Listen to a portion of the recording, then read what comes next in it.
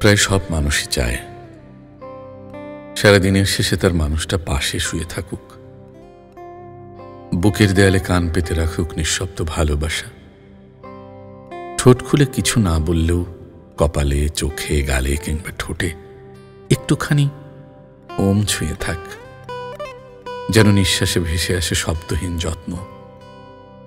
ওর আলতো ছোঁয়ায় যেন শরীরের গভীরে জমে থাকা কষ্ট গলে গলে যায়। সবাই চাই, কিন্তু সবাই বলে না। হয়তো এই না বলাটাই সবচেয়ে সুন্দর। ভাবো তো, সবাই যদি ঠিকঠাক ভালোবাসতে পারত, তাহলে উপন্যাস, ছোট গল্প, কবিতা এসব কিসের জন্য লেখা হতো? মানুষটা গভীরভাবে প্রেমে পড়ে শরীরে নয়, মনে। গল্প লেখে, ঠোঁটের মাঝে ঠোঁট রাখলেও ভেতরে অক্ষর গাথা চলে। নিঃশ্বাস ভারী হয় ঠিকই, কিন্তু সেই নিঃশ্বাসও বলে যায়, আমি তোমায় ভালোবাসি, একটু ধীরে, একটু গভীরে। সবসময় উত্তাল হতে নেই। বর্ষার পর ভাদরের পদ্মাতেও শান্তি থাকে। একদম ভেতরে, বুকের এক কোণে অভিমান বয়ে চলে। সম্পর্কটা তো নদী, তারও ওপার আছে। মাঝি না এলে একা মানুষ বসে থাকে উঠোনে, জানে না কার জন্য চেয়ে থাকা।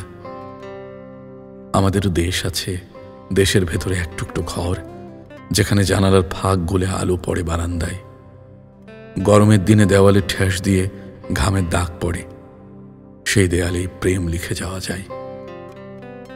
বউটা যখন কপালে হাত রেখে জ্বর মুছে দেয়, কিংবা ঘরে ফিরেই বলে, তোমার প্রিয় তেঁতুল ডাল রান্না করেছি, তখন বুঝি প্রেম এই রকম হয়। সেই মেয়েটা আঁচল কোমরে বেঁধে উঠোনে ঝাড় দেয়। চোখে কোনো অভিযোগ থাকে না, শুধু একটি প্রশ্ন, তুমি আজ ঠিক করে ফিরে এসেছ তো? আমরা আসলে কেউই খুব বেশি চায় না একটা পাথরের পেছনে বসার জায়গা, একটু নিঃশব্দে পাশে বসে থাকা মানুষ, আর খুব সাধারণ দুপুরবেলা যেখানে মন ছুঁয়ে বলা যায়, তুমি আছো বলেই আজ আমার দিনটা শেষ হয় ভালোবাসায়। আমরা ভালোবাসতে জানি কারণ আমাদের ভেতরে গল্প থাকে, আর সেই গল্পে থাকে অভিমান, প্রহর, ছুঁয়ে যাওয়া স্পর্শ, আর একটাই যাওয়া, ভালো থাকো তুমি, আর আমার পাশে থেকো। হ্যাঁ, ভালো থাকো আর আমার পাশে থাকো।